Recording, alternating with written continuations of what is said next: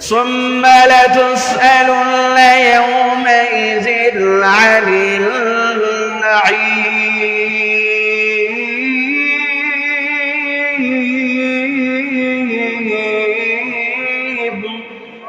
আল্লাহ বলেন সুম্মা লাতুসআলুন্না ইয়াওমাইযিন আনিন নাঈম।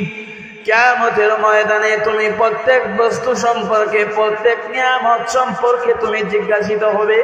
আল্লাহ সূরা বনী ইসরাঈলের মধ্যে বলেন কুল্লু উলাইকা কানা আনহু মাসউলা।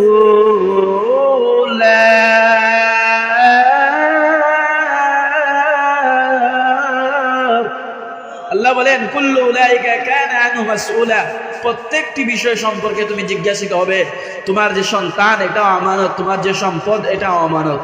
এদিকে যদি আমি আলোচনা করতে যাই তাহলে সময় চলে যাবে, এদিকে আমি আর আলোচনা করব না।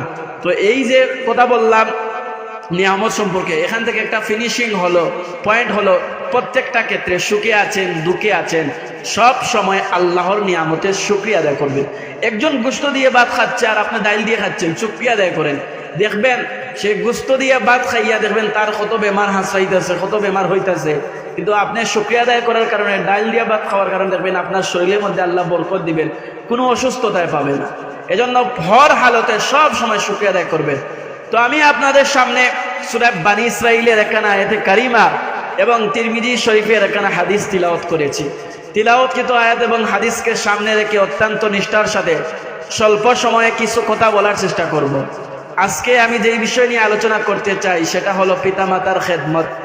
পিতামাতার প্রাপ্য সন্তানের উপর কি, আর সন্তানের উপর পিতামাতার প্রাপ্য কি। আমাদের সমাজে একসাটিয়া ওয়াজ হয়, যত জায়গায় ওয়াজ হয় বক্তাকে বলা হয় হুজুর একটু ওয়াজ করেন যে মা বাবার খেদমতের বিষয়, সন্তান কেমন মা বাবার খেদমত করবে। কিন্তু কোনো জায়গায় এইটা বলা হয় না যে মা বাবার কি হক সন্তানকে দিবে, এইটা ওয়াজ হয় না। তো আজকে আমি এই দ্বারা পাল্টাই এই বিষয়ে ওয়াজ করব যে সন্তানের কি হক আছে মা বাবার উপর, আর মা বাবার কাছে সন্তানের